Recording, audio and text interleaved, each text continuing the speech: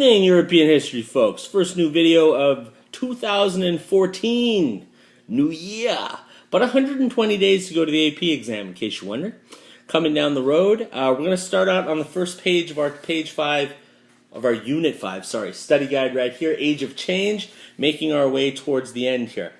This unit is a little bit hard to gather together because we go through so many different phases in the years in European history in the mid-19th century that a lot is changing. So it's important to kind of keep an eye on the overall progression of time. That's something as we go through the review process next week, we're going to be very keen on making sure we understand what changes and when it changes so that we have this overall functioning idea that up until 1848 it's a certain way and then after 1848 it's another way. Trust me, it'll make sense when we get there. But let's start at the top of the page. How did the Reform Act of 1832 attempt to reform Britain? The Reform Act is a reshuffling of the parliamentary seats within the House of Parliament.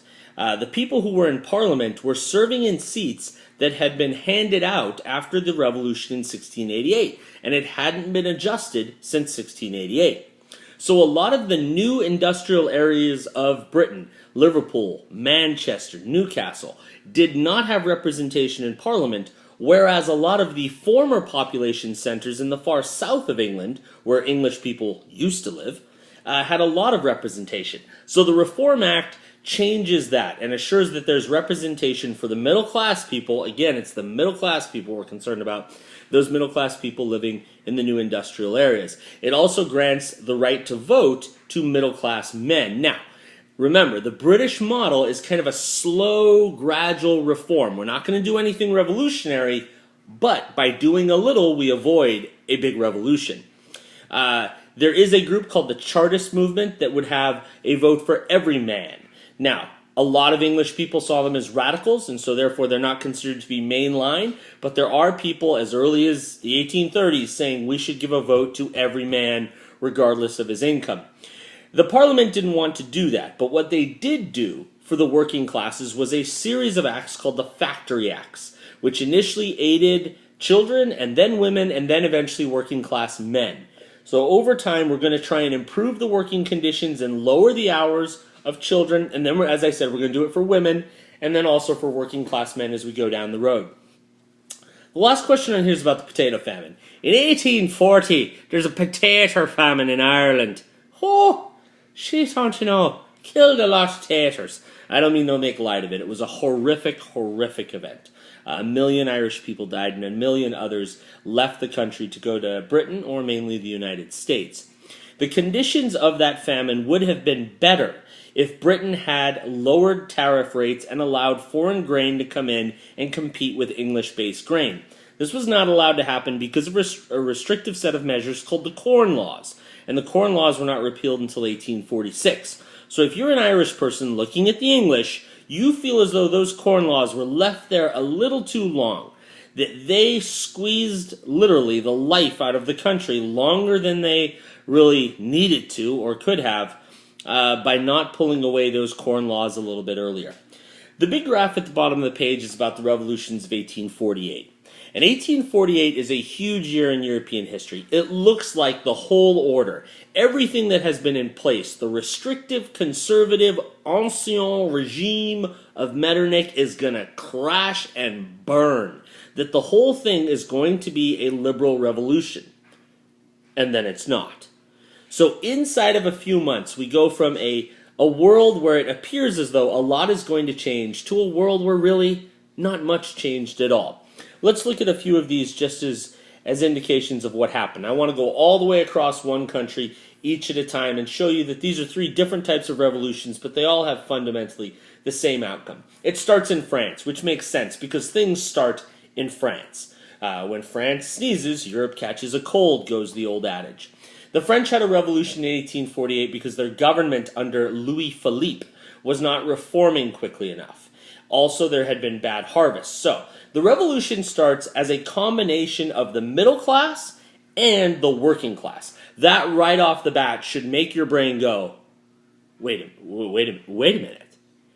They don't get along, Holliday. No, they don't get along. Those are 2 classes that fundamentally don't see the world through the same vision. But for the purposes of trashing the old government, they can get along. As I've said before, it's the process of rebuilding a new government that becomes difficult.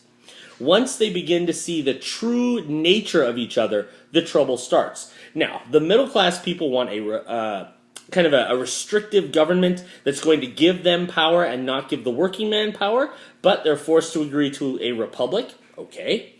The working class would like to see a government in which there are government-provided jobs for every man, workshops, national workshops, throughout the country, starting in Paris. Over the course of the summer in 1848, millions, literally millions of people flocked to these jobs in Paris. Unfortunately, the government can't continue to employ them all. When the middle class balks at trying to provide more government workshops, the working class revolts, and in a clash called the June Days, about 10,000 people are killed. The middle class, now thinking, oh my goodness, what have we gotten ourselves into, with the working class, retreats from the revolutionary position and sides with an old, safe name, Bonaparte. This is Louis Napoleon Bonaparte, the nephew of Napoleon, and in doing so says, we will go with you. They allow Napoleon Bonaparte, or Louis Napoleon Bonaparte, I beg your pardon, to take over and to put in a more restrictive form of government, but sweeps away the working classes. So the revolution fails because the groups that started the revolution couldn't agree on how to do it. When we're looking at Prussia, it's a completely different thing. The French Revolution is an actual revolution. The Prussian Revolution, on the other hand, is more of a theoretical one. It's a revolution that looks like it's going to happen, but never really does. At stake is the unification of the various German states under Prussian control. The Prussians, led by Frederick, would like to combine all the other German states into one larger German state that would no longer be called Prussia, but would be called, I beg your pardon, Germany. But Frederick can't get the other states to agree to live under his rule, and with that being the case, he retreats from earlier promises that he would issue a liberal form of government if they were to live under his rule. So in essence, if you're Frederick, what you're saying is, I'm willing to surrender some of my power if you can deliver a larger territory. If you can't deliver it for me, I'm not going to give you anything. And in the long run, that's what he gave them. Nothing. Austria. In Austria, it's an issue of nationalism. When the revolution begins in France and then moves to Prussia and then it moves to Austria, it's the Hungarians, the largest of the minority groups living within the Austrian Empire, who rise up, and bring the hurt to the Austrians. Metternich gets chased out of Vienna. The Hungarians declare themselves a sort of separate part of the empire. It looks as though everything is going splendidly, and then a particularly Austrian problem comes along. If the Hungarians deserve their own rule, shouldn't the Serbians? Shouldn't the Bosnians? Shouldn't every other small minority group within the empire? And when the Hungarians are not willing to grant that, the minority groups begin squabbling amongst each other, and it's the Russians who rush in to help their Austrian compadres and sit down the revolution. Now remember that earlier in the 1820s, during the Decembrist movement, it was the Austrians who went to Russia to bail the Russians out of the Decembrist movement. So this is a return of a favor. This is, I got your back, boy. That's what this is. Flip the page. Okay, Marxism. When we get to Marx, we're talking about what's called scientific socialism. So Marx would tell you that an industrial revolution is going to lead to a socialist revolution because eventually the amount of people in the society who are haves is going to shrink and shrink and shrink and shrink and shrink. And the amount of people who are have-nots is going to grow and grow and grow and grow. And eventually the have-nots are going to do the mental arithmetic. Their consciousness of class, their idea as a working group is going to develop, and they're going to overthrow the people who are the haves. That revolution, the proletarian revolution, is the inevitable part of what Marx is talking about. Once it happens, there's going to be a brief period called the dictatorship of the proletariat, where a small group of individuals take over the society and begin the redistribution of the wealth and also begin to construct the society that will eventually become a classless society. Now, what Marx is saying here is that socialism is going to happen and that industrialism is an important aspect of making it happen. So Marx doesn't think the Industrial Revolution is a bad thing. It's a bad thing for what it does to the worker, but the extreme competitiveness of it will drive people towards the revolution in socialism that he needs to see. Bakunin's an anarchist. He believes that small groups of revolutionaries committed to violence could bring about the end of governments. Small sort of ninja groups who go out and assassinate the right people. Okay, let's talk about Louis Napoleon for a little bit here. Louis Napoleon, that sounded funny. Louis Napoleon reconstructs Paris. He builds this city of broad avenues and a sewer system and lighting and parks and these fantastic looking buildings. It's a completely modern industrial city. It's also really easy to move troops around. So if you're Louis Napoleon and you hire Baron Haussmann to do your redesign of Paris, part of your ulterior motive is, I want to be able to knock barricades down fast. And you can do it if you have that kind of city. Freedom of the speech and press. Come on. He's a Bonaparte. He doesn't want anyone to criticize him. There's not much freedom under Louis's reign. And early on, that's okay. But as the economy in France starts to tank, Louis is going to have to issue some liberal changes in the 1860s. We're talking here about allowing different political parties. Whoa! Limiting perhaps the power of the emperor himself, Napoleon III, and perhaps allowing workers more rights to unionize and to strike.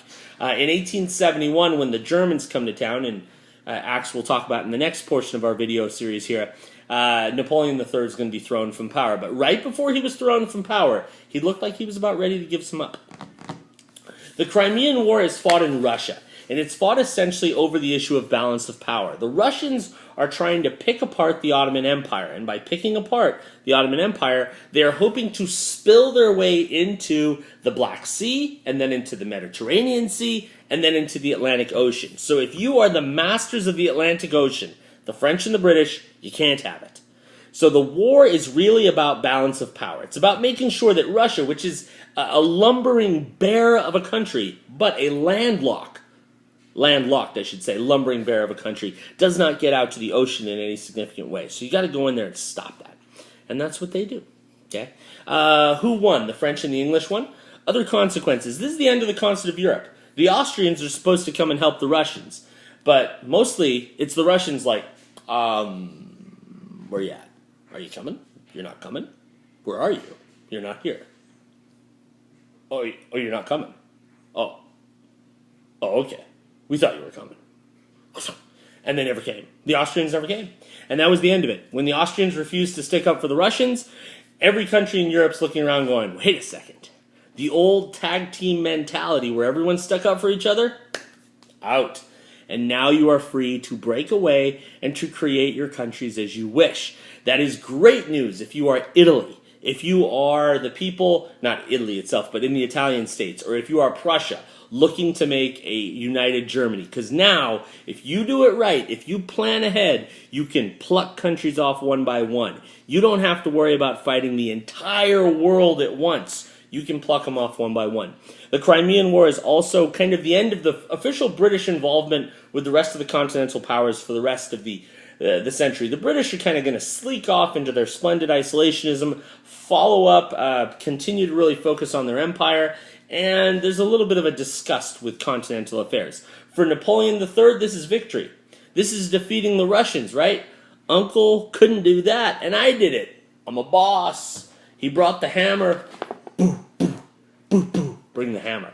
All right, ladies and gentlemen, in our next installment, we'll talk about Italian and German unification and some of the other changes that are going on up till about 1871 in Europe. Hope you're doing well. Good night.